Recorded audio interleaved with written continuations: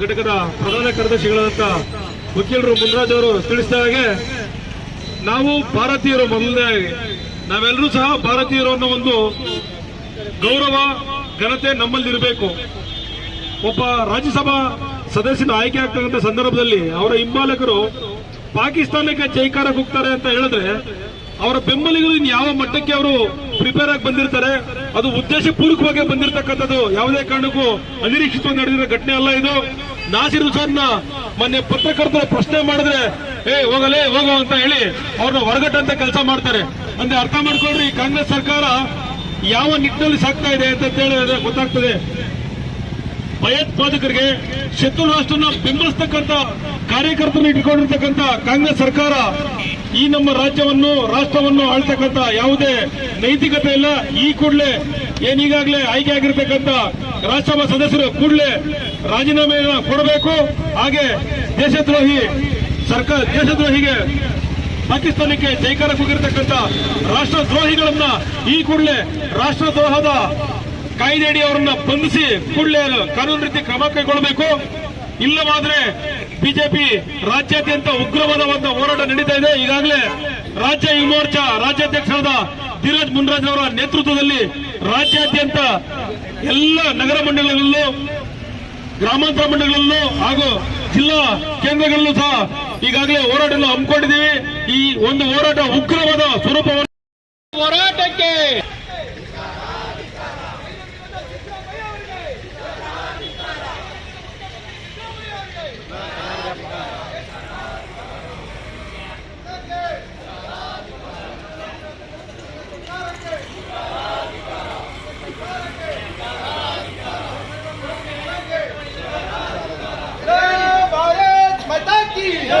Bharatiya Janata party की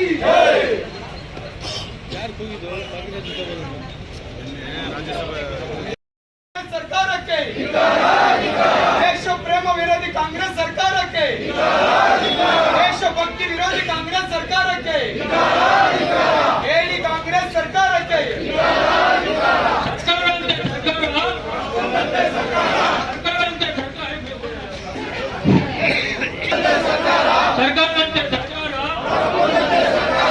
ದೇಶ ವಿರೋಧಿ ನೀತಿಗಳನ್ನು ಅನುಸರಿಸುತ್ತಿರುವ ಕಾಂಗ್ರೆಸ್ ಸರ್ಕಾರಕ್ಕೆ, ದೇಶ ವಿರೋಧಿ ನೀತಿಗಳನ್ನು ಅನುಸರಿಸುವ ಕಾಂಗ್ರೆಸ್ ಸರ್ಕಾರಕ್ಕೆ, ಕಾಂಗ್ರೆಸ್ ಸರ್ಕಾರಕ್ಕೆ, ಕಾಂಗ್ರೆಸ್ ಗುಂಡಗಳಿಗೆ,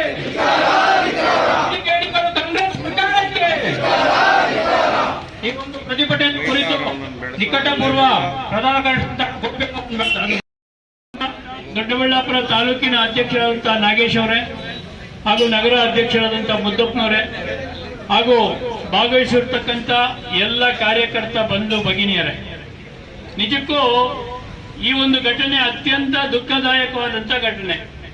ಯಾಕಂತಂದ್ರೆ ನಾವು ಪ್ರಜಾಪ್ರಭುತ್ವದಲ್ಲಿ ವಿಧಾನಸೌಧವನ್ನ ಒಂದು ದೇವಸ್ಥಾನ ಅಂತ ನಾವು ತಿಳ್ಕೊಂಡಿದ್ದೀವಿ. ಆ ದೇವಸ್ಥಾನದಲ್ಲಿ ರಾಷ್ಟ್ರ ವಿರೋಧಿ ಘೋಷಣೆಗಳು ಕಲ್ಪನೆ ಮಾಡ್ಕೊಳ್ಳೋದಕ್ಕೂ ಸಾಧ್ಯ ಇಲ್ಲ. ನಾವು ರಾಷ್ಟ್ರ ವಿರೋಧಿ ಘೋಷಣೆಗಳನ್ನ ನಮ್ಮ ಪ್ರಜಾಪ್ರಭುತ್ವದ ದೇಗುಲ ವಿಧಾನಸೌಧದಲ್ಲಿ ಘೋಷಣೆ ಮಾಡ್ತಾರೆ ಅಂತಂದ್ರೆ ನಿಜಕ್ಕೂ ಅತ್ಯಂತ ದುಃಖದಾಯಕವಾದಂಥ ವಿಷಯ ಇದು. ಯಾಕಂತಂದ್ರೆ ನಿನ್ನೆ ನಡೆದಂತಹ ರಾಜ್ಯಸಭಾ ಚುನಾವಣೆಯಲ್ಲಿ ನಾಸೀರ್ ಹುಸೇನ್ ಆ ಕಾಂಗ್ರೆಸ್ಸಿನ ಅಭ್ಯರ್ಥಿಯಾಗಿ ಗೆದ್ದಾಗ ಅವರು ಯಾರು ಘೋಷಣೆ ಮಾಡಬೇಕಾಗಿತ್ತು? ಕಾಂಗ್ರೆಸ್ ಸರ್ಕಾರವನ್ನ ಘೋಷಣೆ ಜೈಕಾರ ಹಾಕ್ಬೇಕಾಗಿತ್ತು ಕಾಂಗ್ರೆಸ್ ಸರ್ಕಾರಕ್ಕೆ, ಅಥವಾ ನಾಸೀರ್ ಹುಸೇನ್ನ ಜೈಕಾರ ಹಾಕ್ಲಿ, ಅದಕ್ಕೂ ತೊಂದರೆ ಏನಿಲ್ಲ. ಭಾರತ ಮಾತಾ ಕಿ ಜೈ ಅಂತ ಘೋಷಣೆ ಮಾಡಿ ಅದು ತೊಂದರೆ ಇಲ್ಲ. ಆದ್ರೆ ಘೋಷಣೆ ಮಾಡಿದ್ದು ಯಾವುದು? ಬೇರೆ ದೇಶದ ನಮ್ಮ ಶತ್ರು ರಾಷ್ಟ್ರವಾದಂತ ಪಾಕಿಸ್ತಾನಕ್ಕೆ ಜಿಂದಾಬಾದ್ ಅಂತ ಘೋಷಣೆ ಕೂಗ್ತಾರೆ. ಅಂದ್ರೆ ಇಲ್ಲಿನ ಜನರ ಅಲ್ಪಸಂಖ್ಯಾತರ ಮಾನಸಿಕ ಸ್ಥಿತಿ ಹೇಗಿದೆ ಅಂತ ಹೇಳಿ ನಾವು ಅರ್ಥ ಮಾಡ್ಕೋಬೇಕು. ಜನ ಅವರ ಹೃದಯದಲ್ಲಿ ಏನಿದೆ ಅನ್ನೋದನ್ನ ಈ ಒಂದು ಸಣ್ಣ ಪ್ರಕರಣದಲ್ಲಿ ನಮ್ಗೆ ಬೆಳಕಿಗೆ ಬರ್ತಾ ಇದೆ. ಅದಕ್ಕೋಸ್ಕರ ನಾವೆಲ್ಲ ಮುಂದಿನ ದಿನಗಳಲ್ಲಿ ಯೋಚನೆ ಮಾಡಬೇಕು, ಸದಾ ಜಾಗೃತರಾಗಿರ್ಬೇಕು. ಜಾಗೃತ ಇಲ್ದಿರೋ ಸಮಾಜ ಯಾವತ್ತು ದುರ್ಬಲವಾದಂತಹ ಸಮಾಜ ಅಂತ ಕರೀತಾರೆ. ಯಾವ ಸಮಾಜ ಜಾಗೃತಿ ಇರಲ್ಲ ಅಲ್ಲಿನ ನಾಗರಿಕರಿಗೆ, ಅಲ್ಲಿನ ಜನಕ್ಕೆ, ಆ ಸಮಾಜ ತುಂಬಾ ದುರ್ಬಲ ಆಗ್ತದೆ ಮುಂದಿನ ದಿನಗಳಲ್ಲಿ. ಅದಕ್ಕೋಸ್ಕರ ನಾವೆಲ್ಲ ಜನತೆ ಮತ್ತೆ ಜನಕ್ಕೆ ಪ್ರತಿಯೊಬ್ಬ ಸಮಾಜದ ಪ್ರತಿಯೊಬ್ಬ ನಾಗರಿಕರಿಗೂ ಈ ವಿಷಯವನ್ನ ಮುಟ್ಟಿಸಬೇಕು.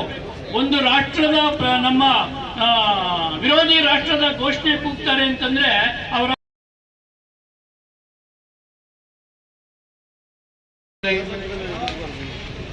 ಹಾಗೂ ಎಲ್ಲ ಸಾರ್ವಜನಿಕರೇ, ಎಲ್ಲಕ್ಕಿಂತಲೂ ಹೆಚ್ಚಾಗಿ ಎಲ್ಲ ಭಾರತೀಯರೇ ಹಾಗೂ ಕನ್ನಡಿಗರೇ, ನಿನ್ನೆ ದಿವಸ ಏನ್ ಘಟನೆ ವಿಧಾನಸೌಧ 3ನೇ ಮಹಲಿನಲ್ಲಿ ನಡೀತು ಅಂದ್ರೆ ಖಂಡಿತವಾಗೂ ಈ ಕಾಂಗ್ರೆಸ್ ಸರ್ಕಾರ ನಾಚಿಕೆಗೇಡಿನ ಸರ್ಕಾರ. ಇವತ್ತು ನಾವು ಟಿವಿನಲ್ಲಿ ಮಾಧ್ಯಮಗಳಲ್ಲಿ ನಿನ್ನೆಯಿಂದ ತೋರಿಸ್ತಾವ್ರೆ, ಅವರು ಘೋಷಣೆ ಕೂಗಿದಂತ ಸಂದರ್ಭದಲ್ಲಿ ಅಲ್ಲಿದ್ದಂತಹ ಭಾರತೀಯರು, ಕಾಂಗ್ರೆಸ್ ಪಕ್ಷದವರು ಖಂಡಿತವಾಗೂ ಭಾರತೀಯರೇ ಆಗಿದ್ದಿದ್ರೆ ಅವರು ಅವನನ್ನ ಕೂಟತಂತ್ರವನ್ನ ಪೊಲೀಸ್ನವ್ರಿಗೆ ಹಿಡ್ಕೊಡ್ಬೇಕಾಗಿತ್ತು.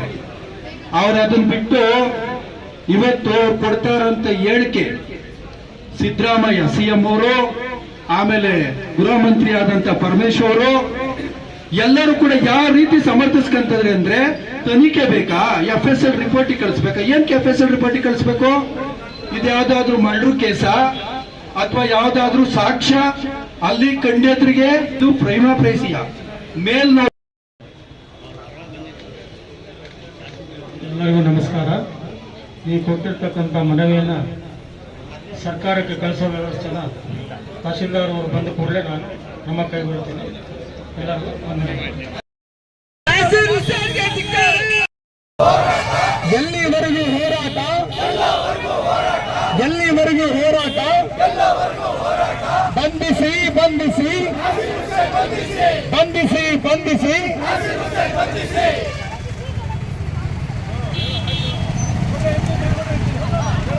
ಭಾರತ್ ಮಾತಾ ಕಿ ತೊಲಗಿಸಿ ತೊಲಗಿಸಿ ತೊಲಗಿಸಿ ತೊಲಗಿಸಿ ಬಂಧಿಸಿ ಬಂಧಿಸಿ ಬಂಧಿಸಿ ಬಂಧಿಸಿ ದೇಶದ್ರೋಹಿ ಕಾಂಗ್ರೆಸ್ ಸರ್ಕಾರಕ್ಕೆ, ದೇಶದ್ರೋಹಿ ಕಾಂಗ್ರೆಸ್ ಸರ್ಕಾರಕ್ಕೆ, ಹಿಂದೂ ವಿರೋಧಿ ಸಿದ್ದರಾಮಯ್ಯ ಸರ್ಕಾರಕ್ಕೆ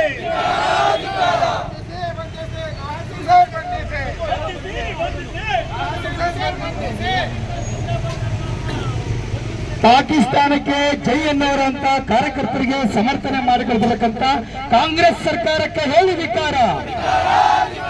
ಪಾಕಿಸ್ತಾನಕ್ಕೆ ಜೈ ಎನ್ನುವ ಕಾರ್ಯಕರ್ತರನ್ನ ಸಮರ್ಥನೆ ಮಾಡಿಕೊಳ್ಳುವ ಭ್ರಷ್ಟ ಕಾಂಗ್ರೆಸ್ ಸರ್ಕಾರಕ್ಕೆ ಹೇಳಿ ಧಿಕ್ಕಾರ.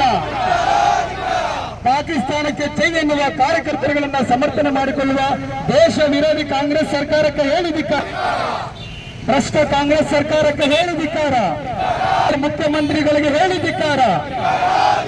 ಧೈರ್ಯವಿಲ್ಲದ ಉಪಮುಖ್ಯಮಂತ್ರಿಗಳಿಗೆ ಹೇಳಿ ಧಿಕ್ಕಾರ. ದೇಶದ್ರೋಹಿಗಳಿಗೆ ಶಿಕ್ಷೆ ನೀಡಲಾಗದ ತುಕ್ಲ ಸರ್ಕಾರಕ್ಕೆ ಹೇಳಿ ಧಿಕ್ಕಾರ. ದೇಶದ್ರೋಹಿಗಳಿಗೆ ಶಿಕ್ಷೆ ನೀಡಲಾಗದ ತುಕ್ಲ ಸತ್ಯಕ್ಕೆ ಪಾಪರಾಗಿರುವ ಕಾಂಗ್ರೆಸ್ ಸರ್ಕಾರಕ್ಕೆ ಹೇಳಿ ಧಿಕ್ಕಾರ. ಸತ್ಯಕ್ಕೆ ಪಾಪರಾಗಿರುವ ಕಾಂಗ್ರೆಸ್ ಸರ್ಕಾರಕ್ಕೆ ಹೇಳಿ ಧಿಕ್ಕಾರ. ಭಾರತ್ ಮಾತೆಗೆ.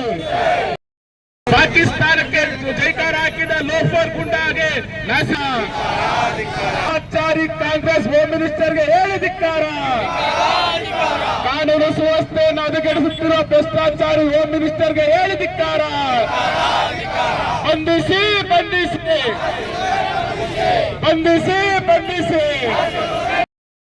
ಜಿಂದಾಬಾದ್.